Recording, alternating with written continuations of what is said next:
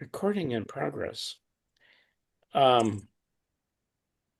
Let's share my screen.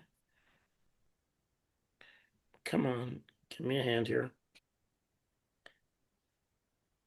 I'll do entire screen. It's just easier. And I have different junk in the way. Slideshow. All right, the second meeting. So uh, given so and some of you are actually I don't see anybody necessarily on the list that does PRS data entry, but when you do PRS data entry, you kind of see sort of the application coming back. I highly recommend that as a registrar, you sign up for that group and you can see, okay, I turned in a perfect application, and then I get that back, and all kinds of things are marked wrong. Yeah, and so I sent a message to the genealogist general, Gary Green, and said, "Can you assign somebody? Can you give somebody who can help me with some of this stuff?" Understand why things that we think should be accepted are not being accepted. And so he did. He got a genealogist named Travis. I've been talking to him. And so, Terry probably knows most of the answers to all these, enigmas, but I was able to ask, a bunch of questions and get some answers. So we'll cover those questions and feedback from him. Um, Proper service documentation. This is probably the single biggest area for errors on an application that I see. So we're going to talk about properly documenting service. This is not proving service. This is documenting it on the application itself. And then the conundrum we all struggle and face when sources are acceptable and when they're not. So we all know a birth certificate, a death certificate, a marriage certificate, a transcription of those things is acceptable. But then anything else winds up in this gray area where is it not? So we'll play a little game uh, and look at a couple different varying sources of information and is it acceptable, is it not, and why? So I mentioned I've got this guy at NSSAR, Travis. So one of the things I've noticed is when people are completing applications, sometimes they're absolutely minimalist. So they'll leave everything blank in certain generations if they've proven um, the the lineage. So if they have a will or something that proves so and so's son or daughter, they won't they won't provide any information about their birth, death, and marriage, even though that information may be out there. There are other people who overkill and they provide um, every single uh, uh, census from 1800 all the way through to when they died in 1860. They'll provide every piece of information, every uh, the obituary and the death certificate. So it'll be uh, absolutely every piece of documentation possible to document the line. And so one of the things that Travis said was, this is probably the most misunderstood direction from, say, corporate and NSSAR. They want you to document the birth, death, and marriage of every person in the lineage with the minimal amount of documentation possible. So document the lineage and all the vital facts with the minimum proof records. Um, Well, and I that's in actually, conflict with what we've been told, though, because we've been told we only need to provide a marriage certificate or record if the line breaks through the woman.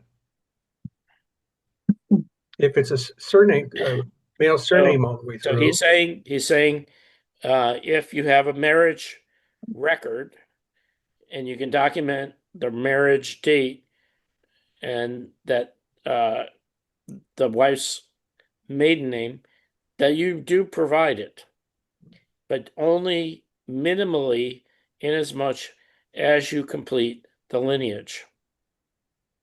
So that's what he's saying. okay. He's saying prove the lineage for birth, death, marriage with the minimal pieces of documentation. So if you've got an obit that shows the birth date, the death date, and the woman and the spouse's name, Then that's you're one done. document. There's all three.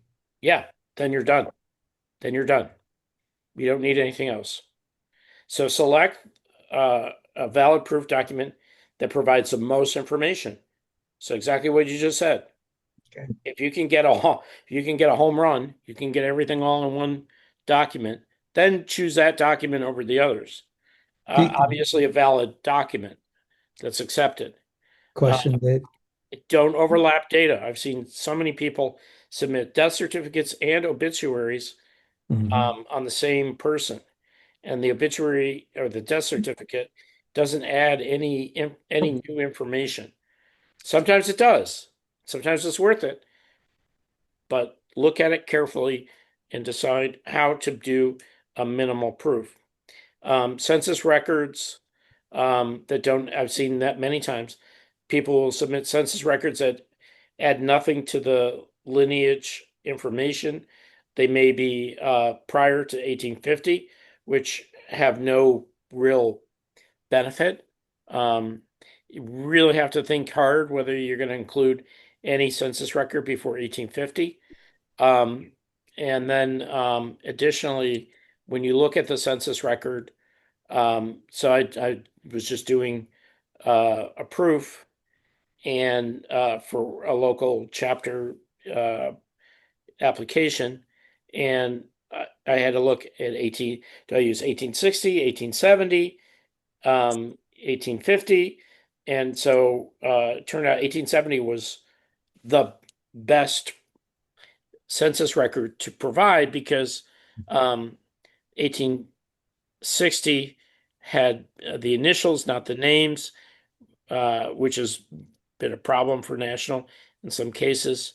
Um, so select the best census record for the purpose of linking the generations and or proving place of birth or whatever you're trying to accomplish. Look at the different census records available and select the best one has the most information.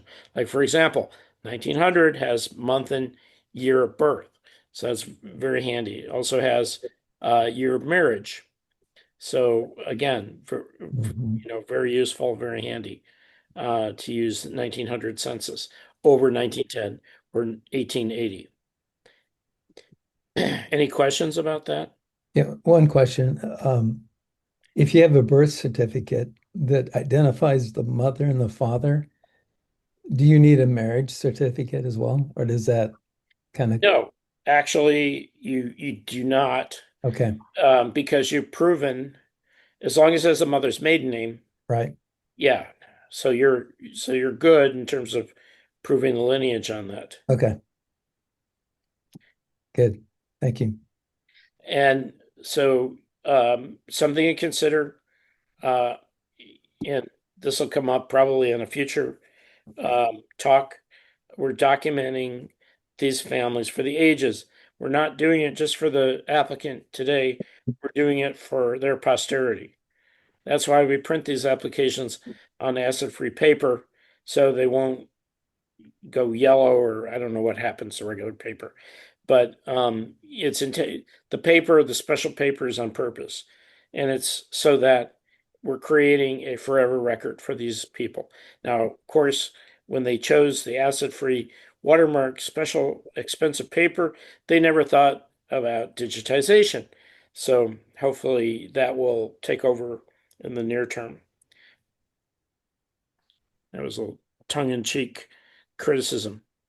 Um, so consistency. So one of the things that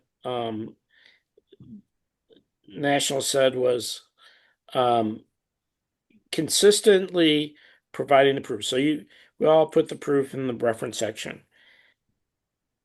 Put the best proof that links to generations together first. And then, if you haven't already covered it, provide the birth and death of the person and the bloodline, which can be the wife first, and then the marriage, and then the non-bloodline spouse. So I've noticed probably nobody doing this. This is in the national guidelines. Best proof that links to generations, followed by birth and death of the bloodline, marriage, and the spouse. Does that make sense? It makes it easier to do the review because they immediately see the generational linkage. They don't have to go back and hunt around for it in the reference section. But this is the preferred order preference for sources. And again, Dave, I don't think I've seen anybody put it in that order. Dave, Yeah. um, first of all, I don't remember ever seeing this in the application guidelines, but I mean, I agree that this is the correct way to do it, and I have always encouraged applicants to cite the supporting documentation in this order. Yep. And this is actually in the documentation. It really is in the You found it. documentation. Yes, I found it in the documentation. And I found it in the documentation a long time ago when I was working with the chapter in Michigan for Van Wormer, who wrote the guidelines. And I got spanked because I didn't put it in this order. So I did probably about 20 applications for Jeremiah Clark, his chapter. And right away they're like, no, no, you got to put it in this order. And then I went online and I read the rules, and this is in the rules. This is in the official rules. And this was relayed back by Travis. We want to see generational linkage first, the first thing in the reference section, followed by the vital information that's not covered already by the linkage documentation. It may be that linkage between the generations covers, 1, 2, and 3. It just depends on what the evidence is. Usually it's a birth, a death record with the parents, or a census record.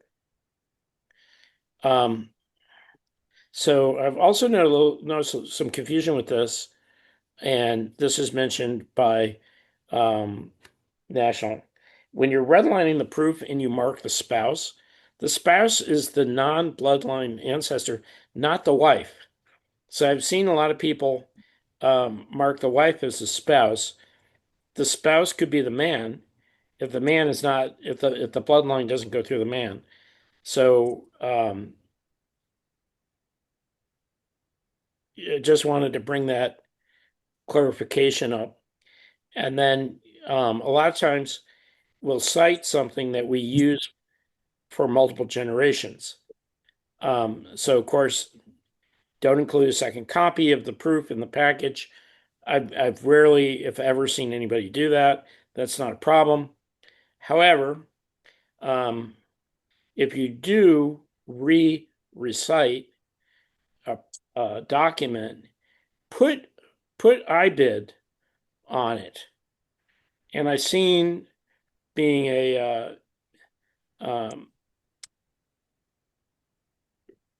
PRS data entering person, I've seen them write IBID next to people's uh, citations.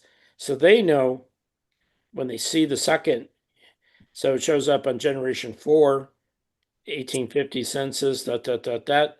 And then Generation 5 also included in that census. Okay, so we're saying look at that 1850 census again, but I'm providing this as a second reference, and I don't have to fully cite the source like I did the first time. Just provide enough information to tie it back to the previous citation and just put IBID on there. And they'll know that that means Give me some water. it's a repeat. Thank you, sweetheart.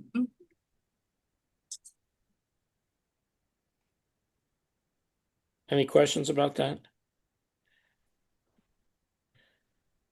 I've never seen any of our people use IBID. I've seen the examining genealogists handwrite it in. Service documentation. So this is the biggest source of confusion I see. So there's two sections on the application. The first section is patriotic service. The second is proof of service, right? So you have your patriotic service, what did they do? And then what's a proof? Pretty straightforward. So think of the first section as what did the patriot do? You don't need to provide any citations. So I've seen, I guess the biggest error is people try to write a citation. So they say DAR record copy, SAR record copy cites, Patriot was ensign in the Navy, da da da da.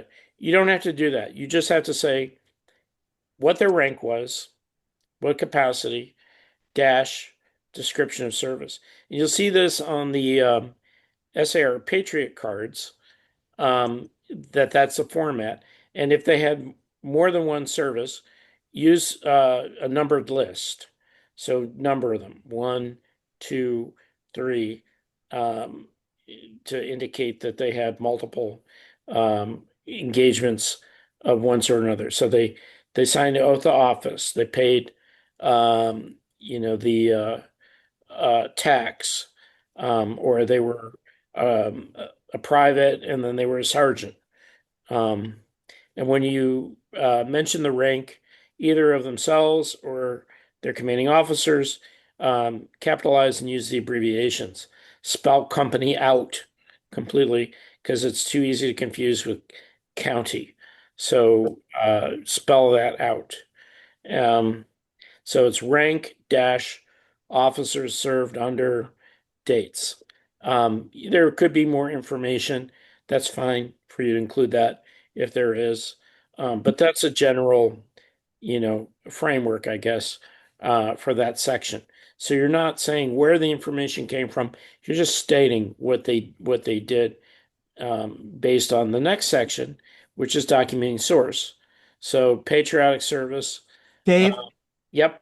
can I make a comment on the Yeah, previous slide? absolutely.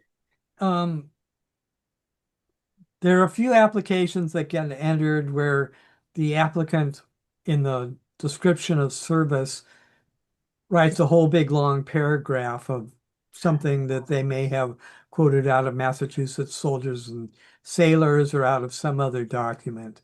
Those big long paragraphs are not necessary. I mean, you want to cull it down to, if you read the sentence that leads into the description of patriotic service, it says they served in the capacity of, and then if you continue that sentence to describe that they were a corporal in the Massachusetts militia serving under so and so, keep it brief and to that point. Don't provide a big long description. Right. Exactly. And it is easy. I have seen people write a book. There's a biography section for that. So use the biography section to write the book about the Patriot. But for here, we're trying, as Terry said, we're trying to be very, short and sweet. And again, short and sweet on the Patriot on documenting service. So, oh, well, I'm sorry. Here's an example. Sorry, back up. This is documenting a service documentation. This is my ancestor, Jeremiah Brand. So he's a private, Captain Scott's Company, 1778. He was a private under Lieutenant Fleet Cox, joined Captain Sigism Stribling. Some of these people had some really fun names. And Colonel Richard, I can't read that because we're all on the way, Campbell, 1780s, 1781. So this would be a good example. So you see, one, he signed up. Two, he signed up. Both times private. Gives his years of service, and it gives his commanding officers. Very short, sweet, to the point. Now, documenting service, DAR record copy, blah, blah, blah. Jeremiah Brand cites Revolutionary War pension SW 5933. If more than one source, we would number the sources. And just out of curiosity, does anybody know what those letters the three letters you'll see before a pension number are S, W, or R? So, Brandon, do you want to tell us what those mean? Terry, don't answer because you probably know. Anybody want to put a guess forward? I W will say widow. R is not good. R is rejected. Oh, W is Terry, Is that wife or widow? widow, yes. And S, I don't know what I don't actually know what S stands for, but it's means they got the pension. Soldier. So I'm not 100% sure. And sometimes you'll see marked on the Quick, a quick Google AI shows it for surviving widow or surviving spouse. so widow means surviving widow or spouse. S means, so in Jeremiah Brand's case, his widow filed a claim after he passed. So there's the S pension, which is his, and the W pension, which is the widow's pension. And R is bad. I don't know if anybody's on here who's had the experience of an R. It's But rejected, but that doesn't yeah, mean it doesn't necessarily mean, right. It doesn't necessarily mean they're out in the cold. It just means that the pension didn't get approved, and you need to look a little harder at the service documentation. rejected. It could be that they didn't serve long enough period of time to be to qualify under the law that Under the pension law. provided the pension, but there could have been a statement or documentation from people who fought with them who confirmed their service. Right. And there's usually, even in a rejected pension, there's usually still very interesting, valid family history to be gleaned from it. So they'll have their birthday and where they were born. They'll still have, even though it was rejected, it'll still be worth reading and looking at, and it may be information that is citable. And like Terry said, if somebody served for a month, um, we're okay to accept them as SAR, but it may not have been to the standards of getting an actual pension. So just keep this in mind. So DAR, they do a really great job of keeping Patriot card up to date. So anytime that you go to DAR and you go in the Patriot research system there and you see a Patriot, whatever information they have is based on the most recent application, the best information that they have. The SAR Patriot card, on the other hand, is kind of crowdsourced, and informal descriptions of service and proof. Never rely on that, and so I've seen people copy the information from the SAR Patriot card into an application, and that is not acceptable, because I have ancestors who have a lot more shit, sorry, in their Patriot cards and SAR than are actually ever been accepted or approved. So be wary of the SAR Patriot card. It's okay to look at it and to grab stuff from there, as long as you're prepared to prove the information that you're grabbing. In the DAR case, you need to have the DAR record copy, probably the most recent one, or very recent, in order to fully prove the information that you're pulling from that data source. Of course, any information about a Patriot in an SAR record copy that's been recently approved, meaning after 2012, whatever year it is, can be generally trusted and cited. Again, it doesn't mean that record copies prior to that can't be cited or trusted. You just need to be prepared to prove it. And never, ever put an SAR or DAR Patriot number on an application. So these are the DAR-A numbers and the SAR-P numbers. I've seen many people include that and like, oh, well, there's a Patriot record and SAR for this person, so therefore they're a valid Patriot. That is not the case. That is not true. So never rely on that. Never put that in an actual application. Any questions about this so far?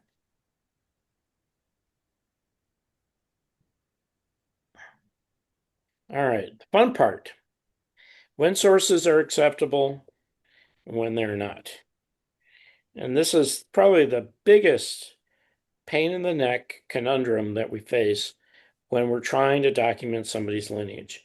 Because ultimately, you have all the facts leading up, and there's one generational link that's missing, and it's in a family history, or it's in a local history, or it's in an old SAR/DR record copy.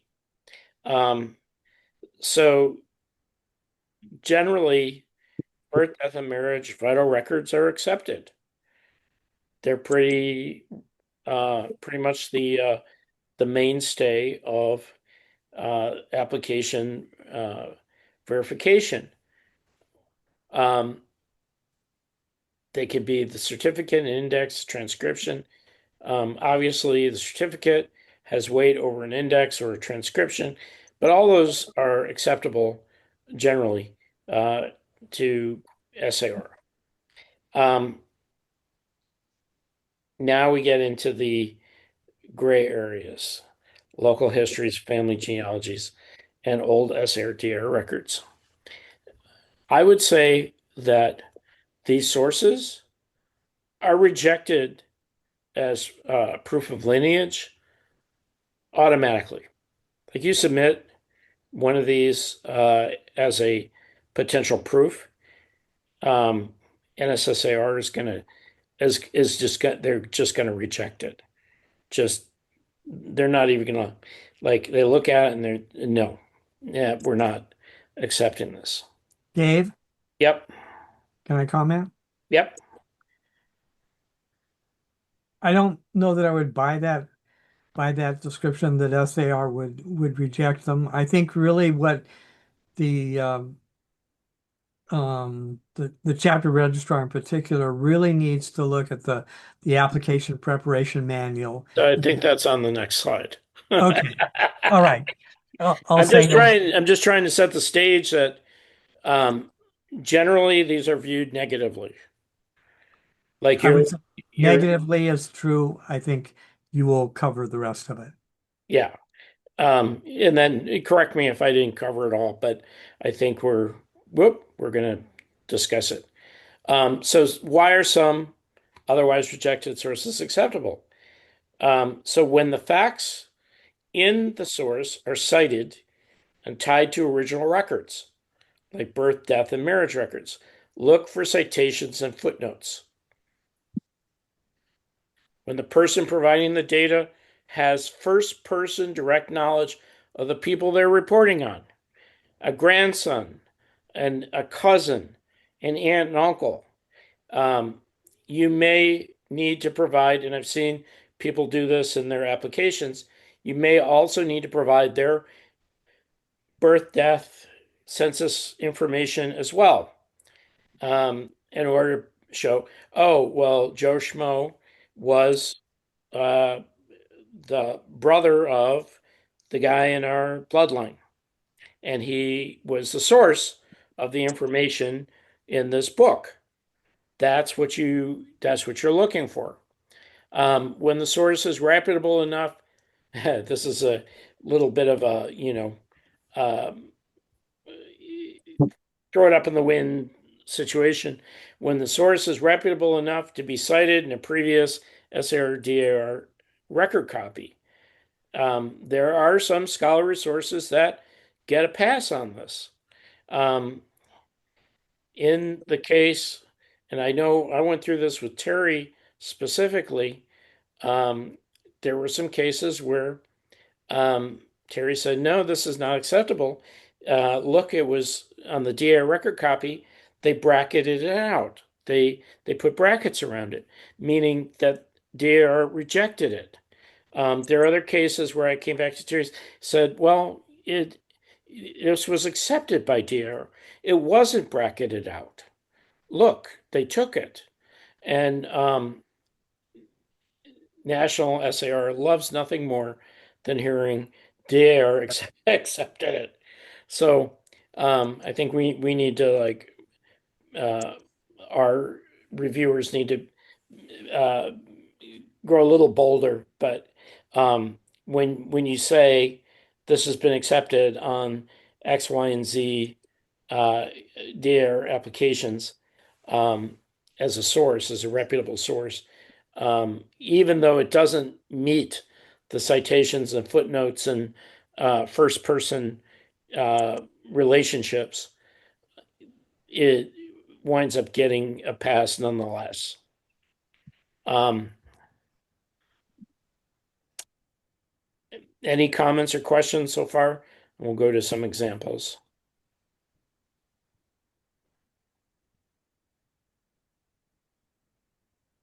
Did that address what you were uh, thinking there, Terry? Yes, it did. But on the one thing is, if a source is cited on a DAR record copy for, say, confirming a child-to-parent relationship, and sometimes you need to take a look and see what other sources were cited for that same purpose. So if there were, in a reference section, there might have been a will or something like that that confirmed the child-to-parent relationship, and the um, family history was also cited there. You don't necessarily know which one of those the DAR accepted. Um, I guess maybe if they really rejected the the family history, they might have bracketed it. But Right. That's a key. Look and see if on a recent DRSAR they bracketed out that as a source or didn't bracket it out, generally means it was accepted and allowed. All right, so we have this monstrous family tree. Um, John and Mary Fulton Boyd and their descendants. And it's got all kinds of information, not a whole complete vital record for people, but has every one of their children and their children and their children's children um, documented in here. And was particularly citing, here's our Boyd, where is he? James Madison Boyd, right here, and his wife, Martha Toso. Um, and let's do a raise of hands. You guys know how to do that on Zoom. Um, a little hand. Let me get back to my Zoom window. Actually, I can't get back to my Zoom window. Oh, there it is.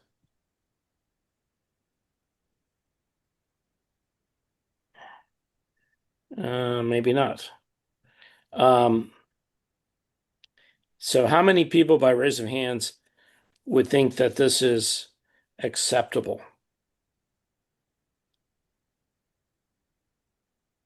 Nobody?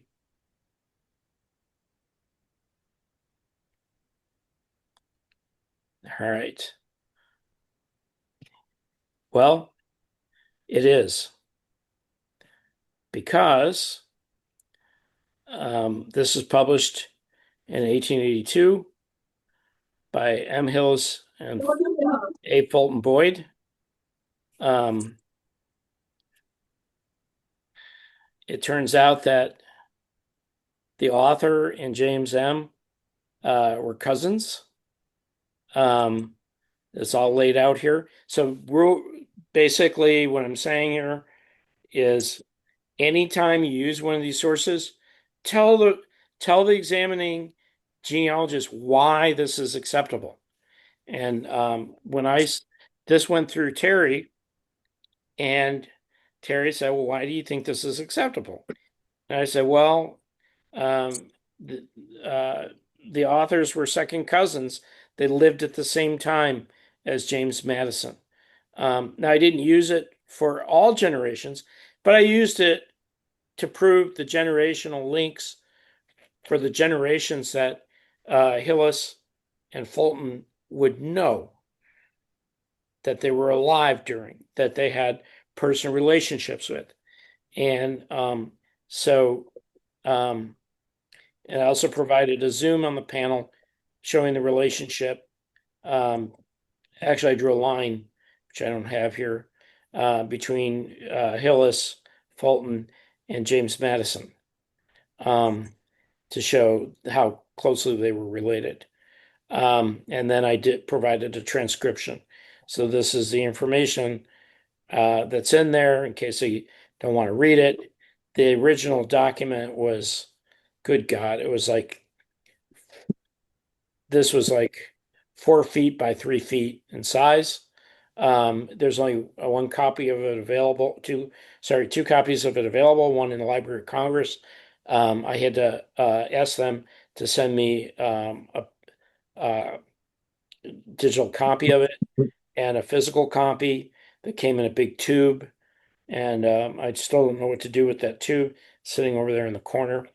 Um, so this is a pretty unique family, and I could not have made the generational connections without this. This was absolutely essential to making the connection. All right, let's look at the next one. Let's see if I can zoom in. All right, so this is one of those many, many daughters of the American Revolution.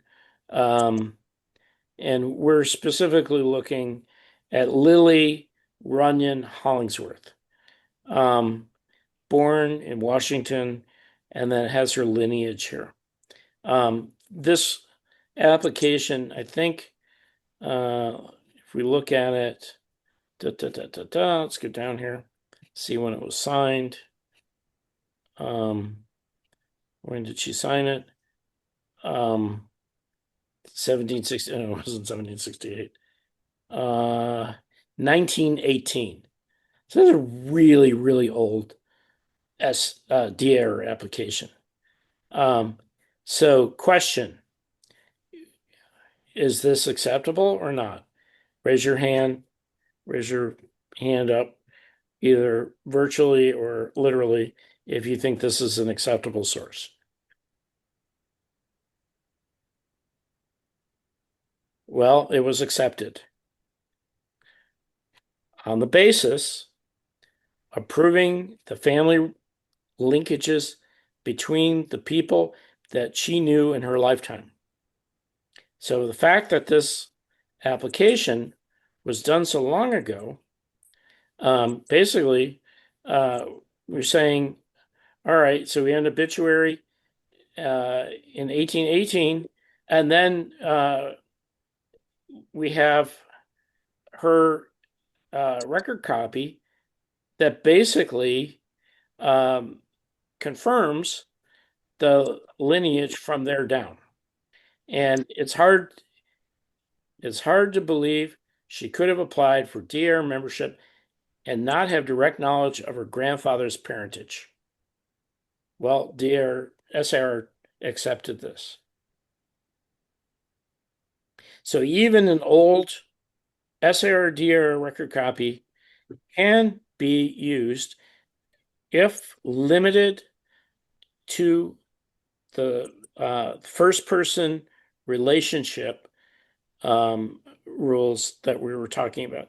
So her life overlapped with some of these people that we were trying to prove a relationship between. And it's hard to believe she could have written her DAR membership and signed a legal document essentially, and got her grandparents' identities wrong. I think that's it. Dave, Yep. I have one circumstance of one family member became a member of the DAR in about the 1950s, and who she claimed her mother was not her mother. So there was clearly some bogus information. And it was strictly for the purpose that she wanted to become a DAR member. Yeah. She was actually using lineage of probably a friend of the family. Yeah. Well, that's So that, there that's how I got accepted. I just made shit up.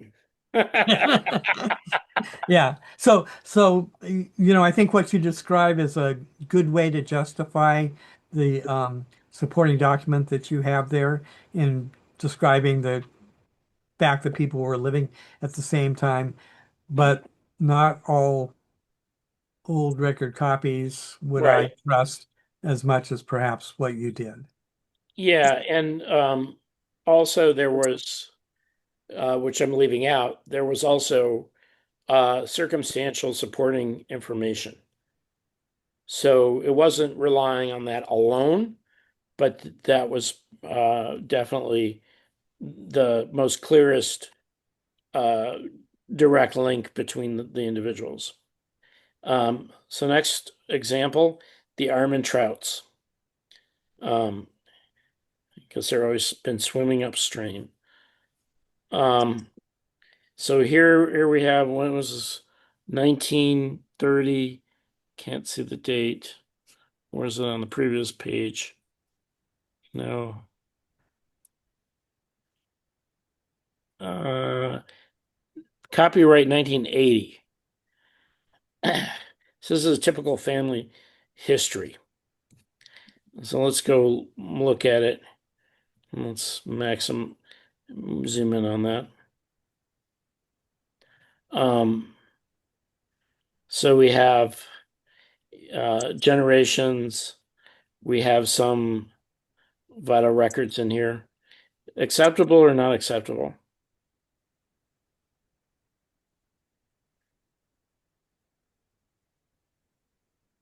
I guess nobody wants to say. Um, Ray, what do you think?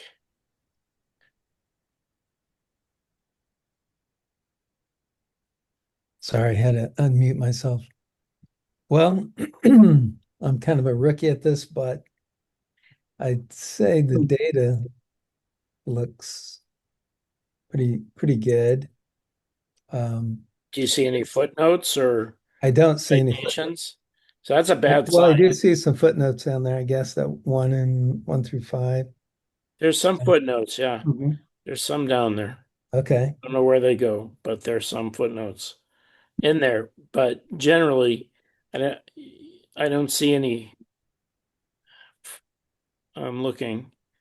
There's one. Let's see if I can highlight it. Maybe not.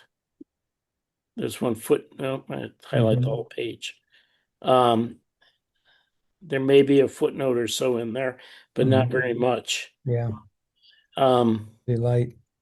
so generally, I would say this is a no No bueno. No Mm. go. However,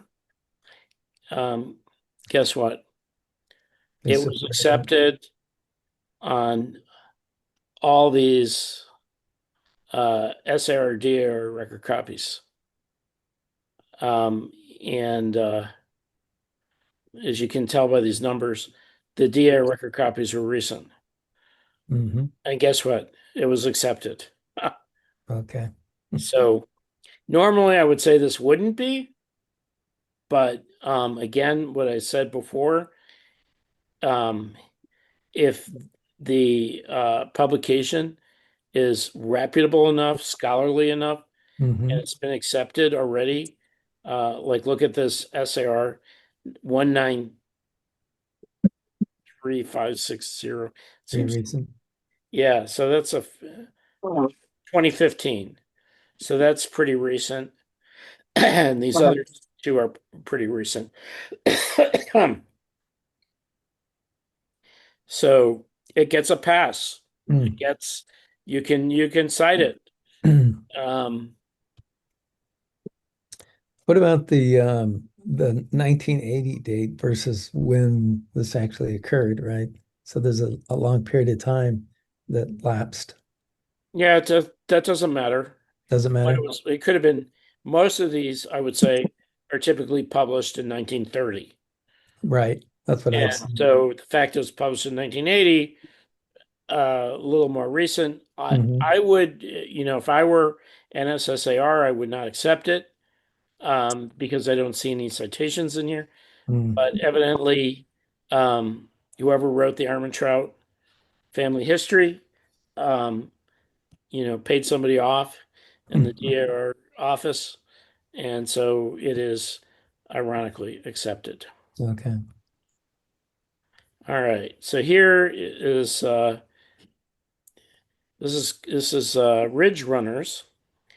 Um, so you see, we're using Catherine Lamb and the Billy Goats. I'm sorry, and James Douglas Cook and Berdina. So we have a couple family members, some vital information here. We have a marriage record, a location. Um, do you think this is acceptable? Can I answer Yep. Is this yours? Yeah, it is mine.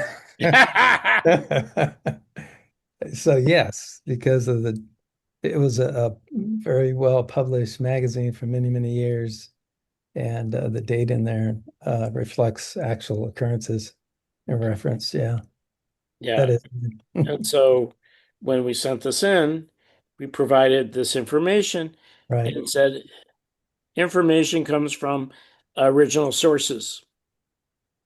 And that is verified here by the Hmm. fact that they don't have, birth and death and, they very specific dates. And so it bears out that this is uh, this is acceptable Hmm. because it is indeed probably drawing on some. And then if we were smart, we could probably figure out what these numbers mean on the Yeah, left-hand side yeah. to go back to the original source. But um, and this one is the only one of the four examples that's up in the air. Like um, Ray and I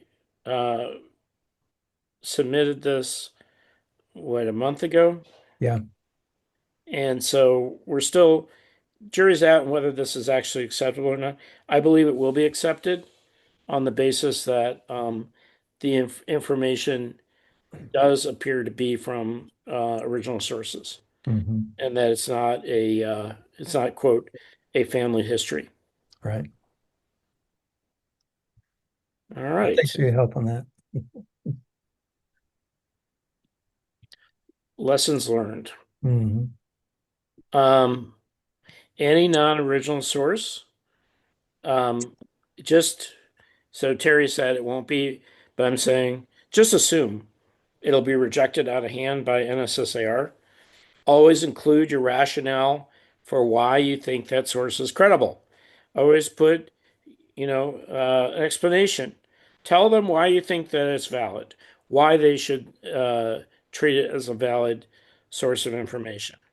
Um, Always document the relationship between the source and the subjects. So a lot of times it'll have family history and then it'll be signed by the person who provided the details. I tried to find that one, but I couldn't. But I run into one of those where it had like a whole family information piece, and then it said, provided by John Doe. And when you went back and you figured it out, well, John Doe was, the first cousin, nephew, grandson of the people he was reporting the information on in Mhm. the book. And I've had people put, um, uh, is anybody here responsible for Blatchley? No, I don't. I think it was Linda. Um, so there was a son named Blatchley, which is a last name. I know it's horrible first name, but that's a valid last name out there. And anyway, Blatchley um, wound up providing a whole lot of genealogical data that tied their generations together for his sibling, parents, grandparents. And in the proof documentation, they just slipped his uh, death certificate in. And I'm like, all right, so he's the son, so what? And whenever you do that, like put a note in there. Don't play a guessing game. Don't make the examining genealogists have to jump through hoops to try to guess what why the person I saw it and I couldn't figure it out and finally figured out, oh, that's why Blatchley's in there.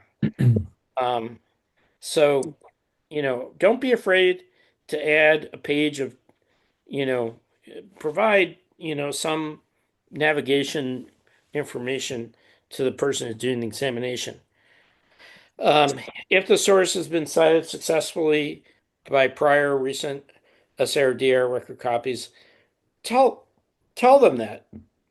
List the sources that accepted them and make that case. When I had my original application, it was pended. My own personal original application was pended.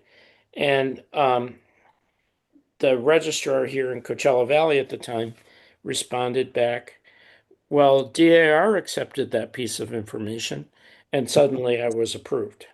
Mhm. So, they put a unfortunately too high um, a degree of importance on the DAR decisions, decision making, and not enough confidence in their own decision making. Um, One last thing, and then we'll conclude. Um, we're over by couple minutes. Um, During the crazy July sale, I have gotten applications. Probably 80% applications have come from um, chapter registrars. About 20% of the applications have come from what I would call helpers. And I just wanted to say that, um, if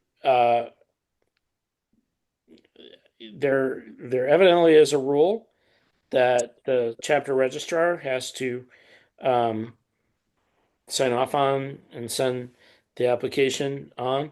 I can't tell who sent the application or whether the chapter registrar has approved of it.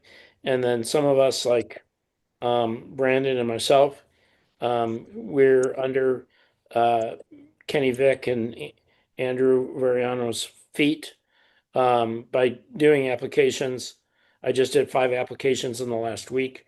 Uh, and so I'm not the official registrar, but unfortunately, uh, Kenny and Andrew have me and Brandon to contend with.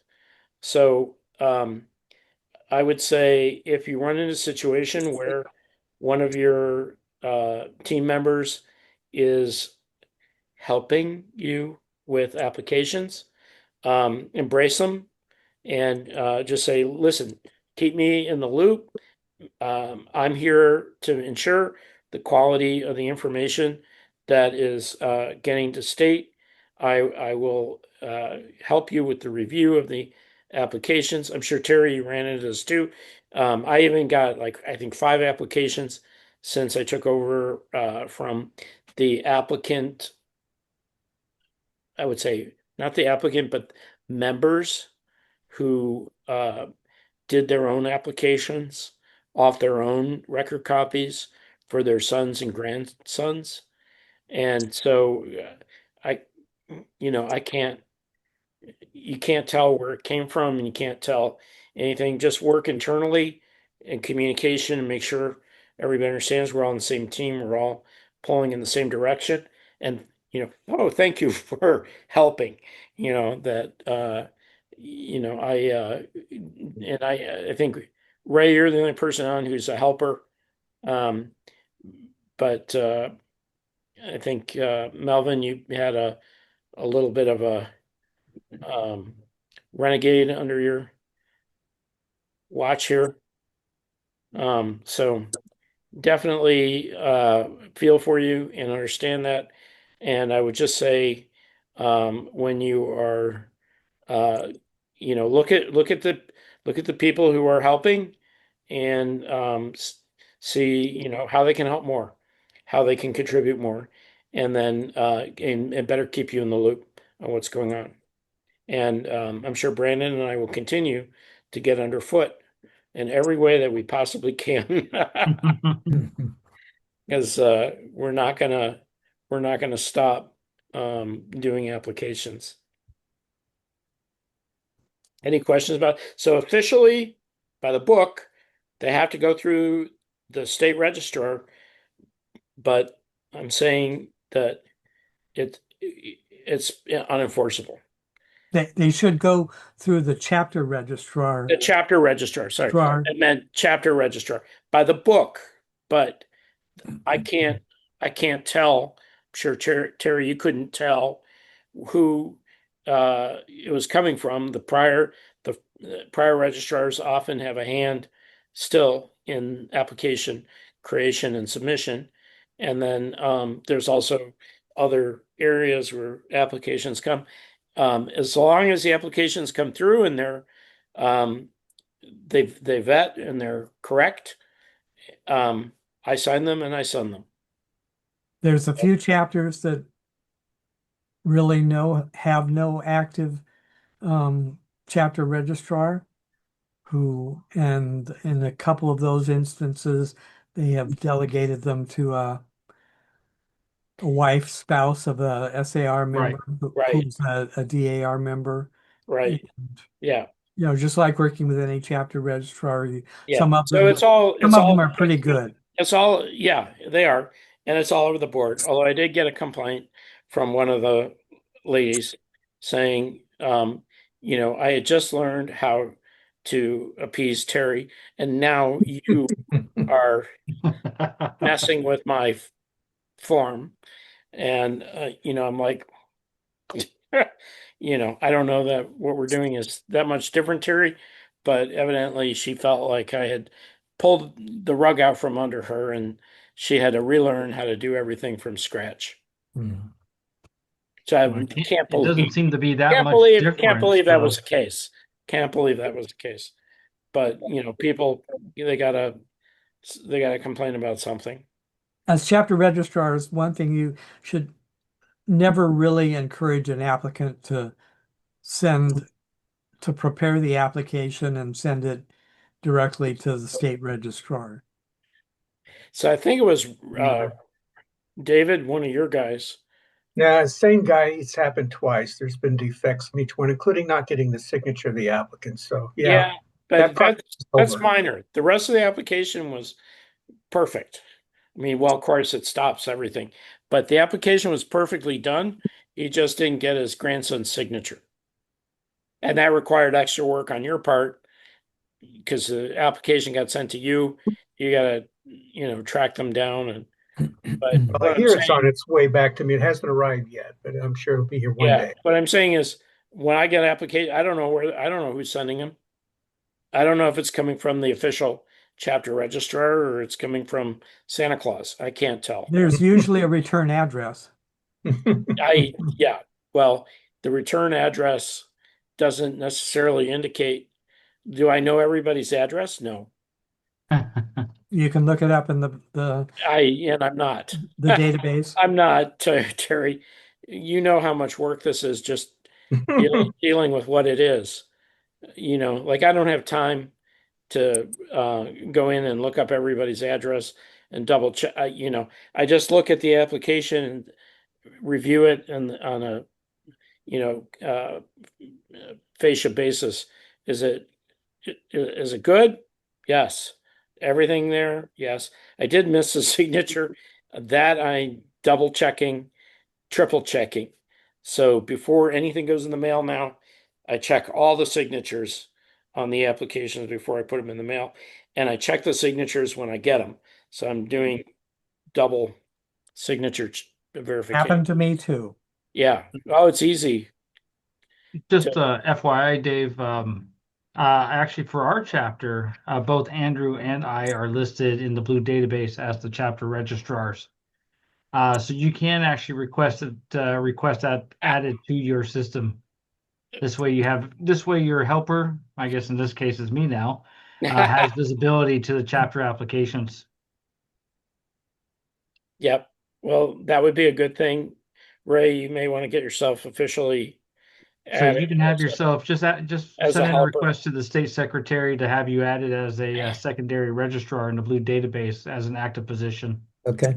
And that'll cover everybody's basis. And You want to make that a formal request, Dave? I can do that. well, as a secretary, I don't have control over that.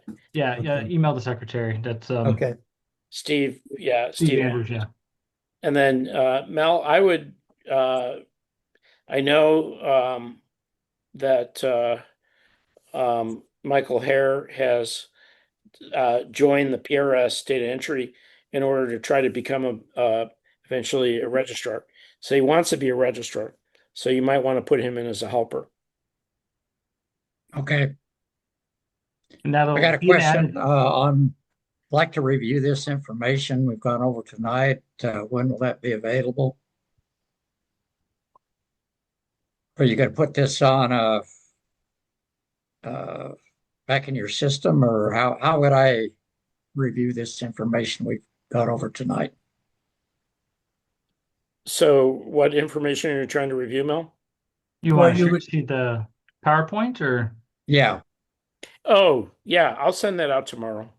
So we'll have a recording and then the PowerPoint, the recording's still recording.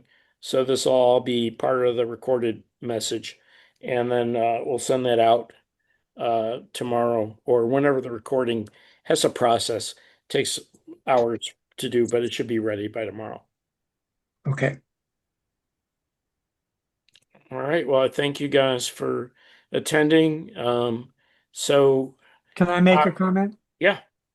Um, First of all, mostly kudos to you in the 2.5 months that you have been state registrar, according to your registry that you publish on the California SAR website. You've done 105, received 105 applications, which um, averages to about 42 a month. Wow. And that's a real significant number of applications. I think there was maybe one month that I had 40 applications in one month, but it tended to average more in the 25 to 30 range. So Well, a real kudos to you. thank you.